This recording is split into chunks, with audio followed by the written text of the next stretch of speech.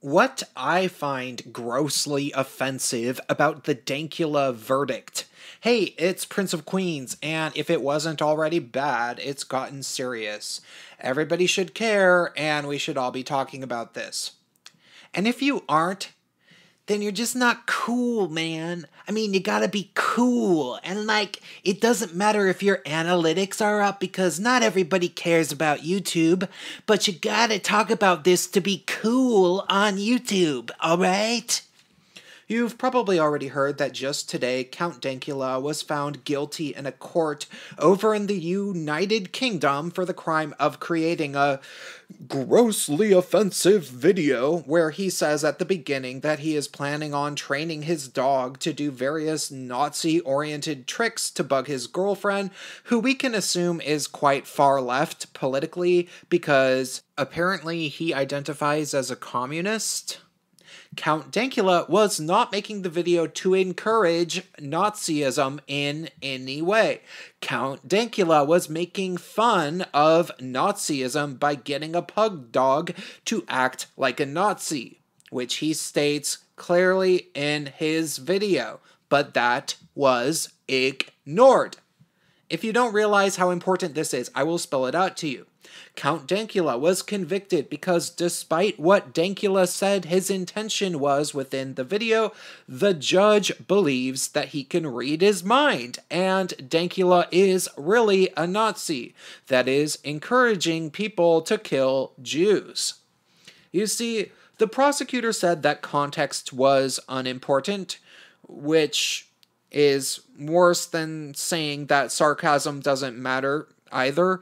It's kind of more like saying that the order in which we actually type our words or speak them out loud in videos isn't important either, because even though they could be edited from our videos word for word into different things to string together sentences that nobody even remotely said at all, well, we could still go to jail for ever uttering those words because context doesn't matter legally. In the UK.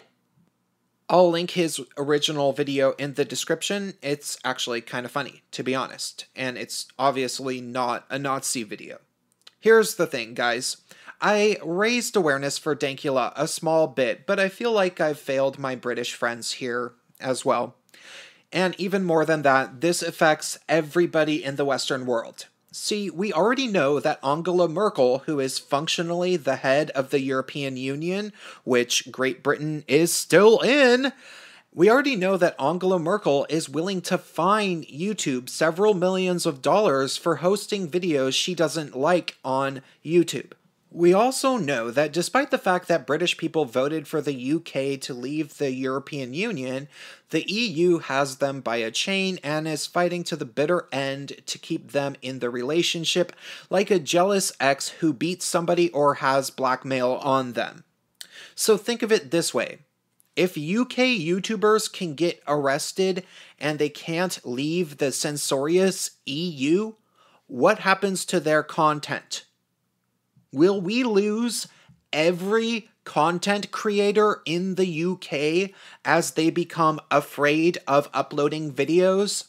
Will the EU keep them in the Union and will basically just never hear a single thing from a UK person besides what's on the BBC?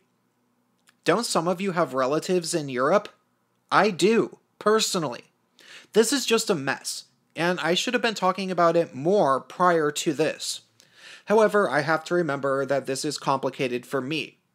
I'm in between a rock and a hard place because, on the one hand, I need to fight for free speech as my main concern, and then on the other hand, there really are people that are saying a bunch of racist, anti-gay, and other generally bigoted statements coming out of the woodwork more and more, and I'm against that also.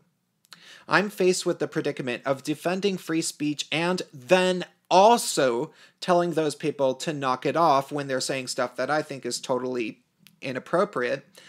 All the while, I'm being personally shut down with hate speech strikes on my YouTube channel and being told I am any number of slurs related to being gay for telling the genuinely bigoted people on social media that maybe they should give it a rest, or more so, at the very least, maybe they should stop lying about people I like or respect.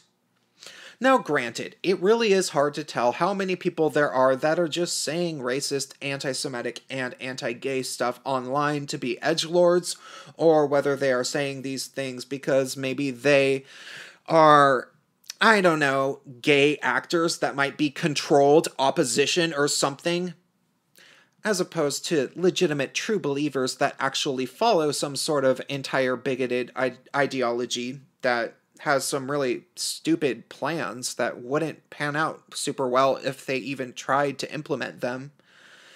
But really, I guess I gotta just ignore the crazy bigots overall, because these Orwellian free speech thought crime convictions are really happening now.